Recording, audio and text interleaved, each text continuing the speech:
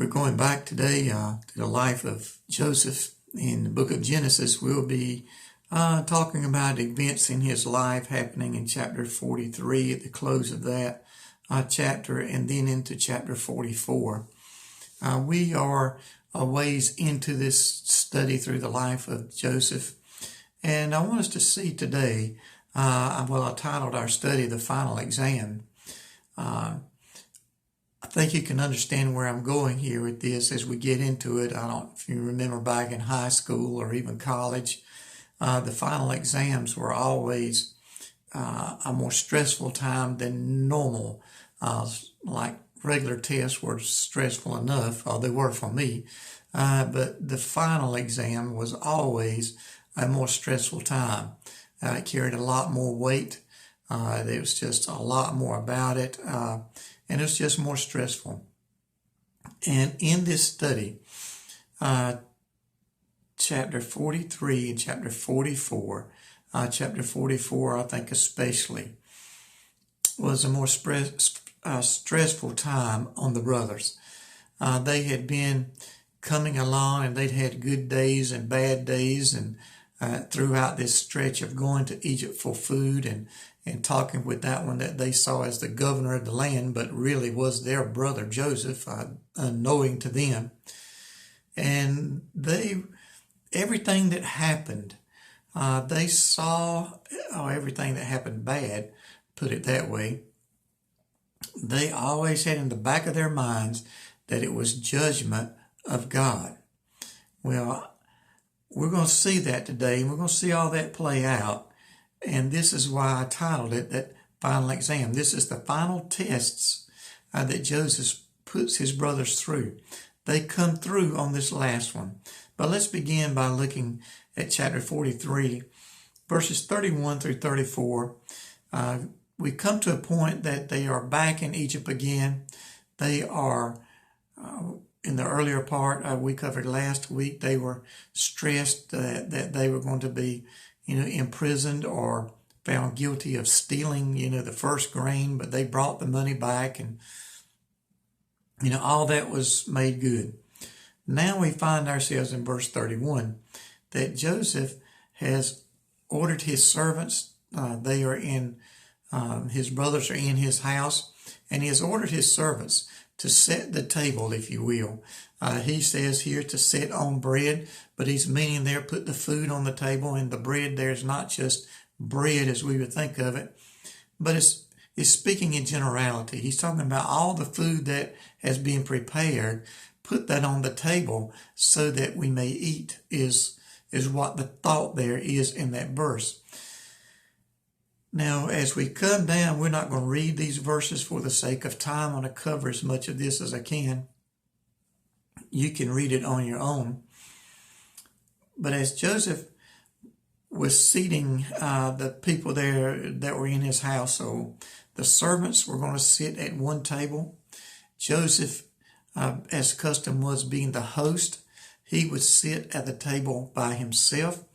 And then the guests would also sit at a table by themselves. The Egyptians, the servants, they, as custom was, you just didn't sit to a table and eat with a Hebrew. You didn't dip your food out of the same bowl that they did. There was a separation there, and this is the way it was set up, as fully following Egyptian custom, so that their brothers would still be somewhat disguising what was happening there. Joseph has not revealed himself yet to his brothers. Now, Joseph did something here that his brothers found that was quite, I would say, strange. Verse 33 says that they marveled one at another over this.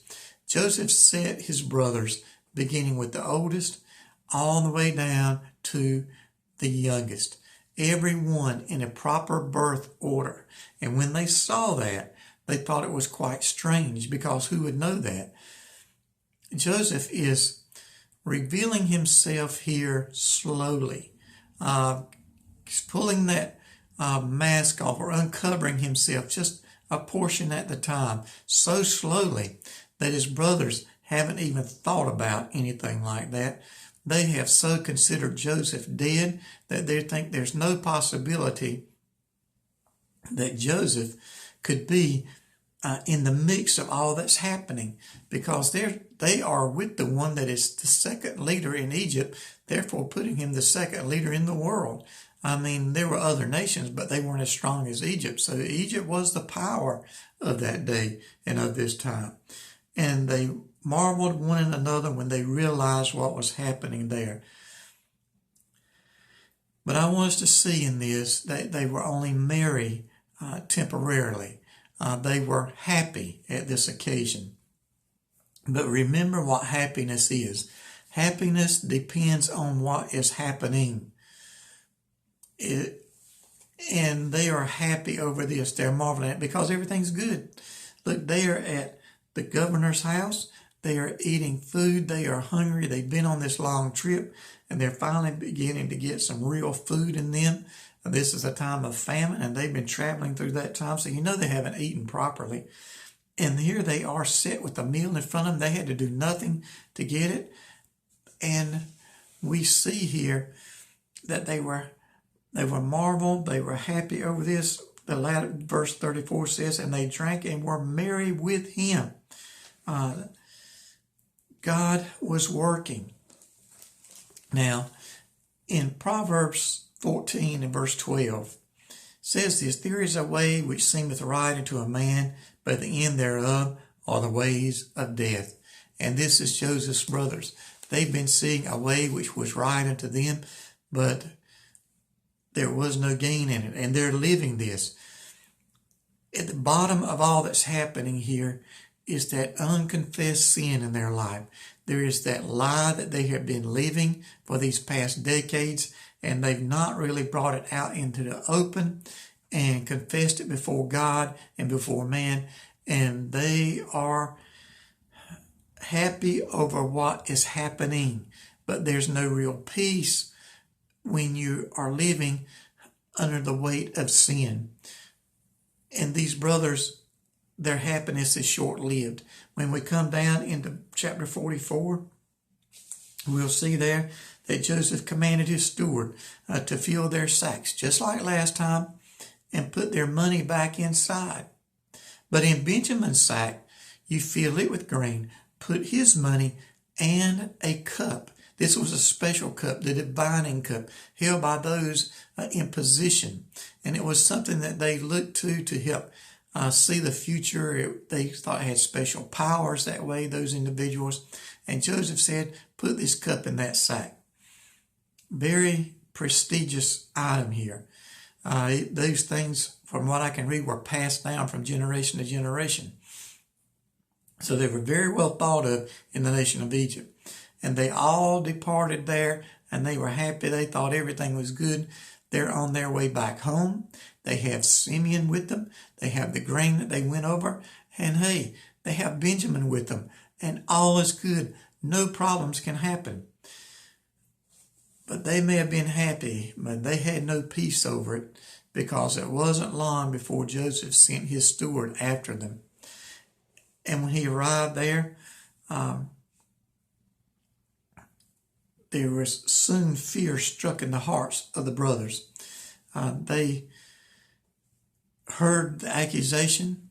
They thought they were totally innocent of all of this. But the steward kept after them. He wouldn't let them go. And they were so convinced that they were innocent of it that they promised their lives, that there is, we did not do this.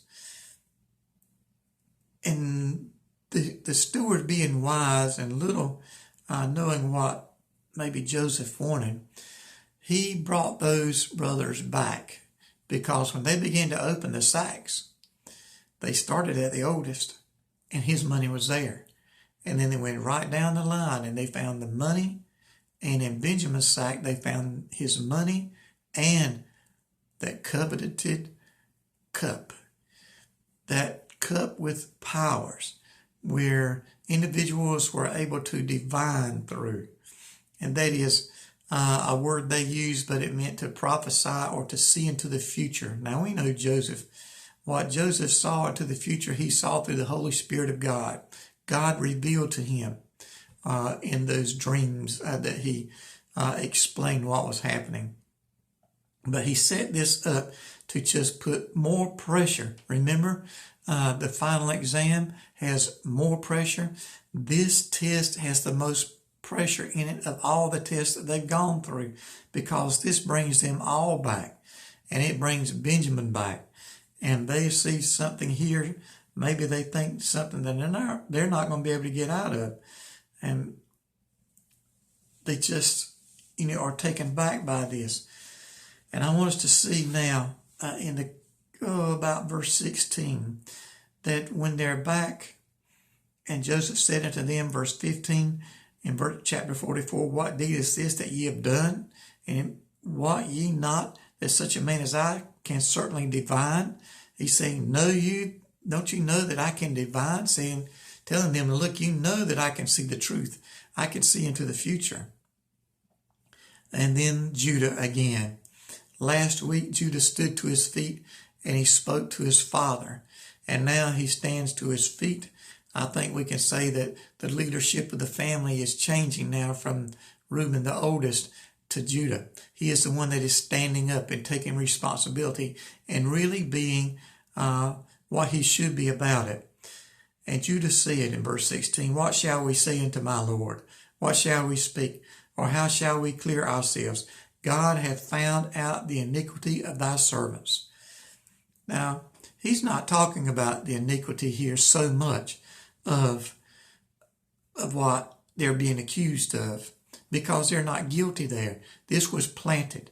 Now, they don't realize maybe for sure what's happening, but Judah is speaking here about that sin that has hung over their lives for decades.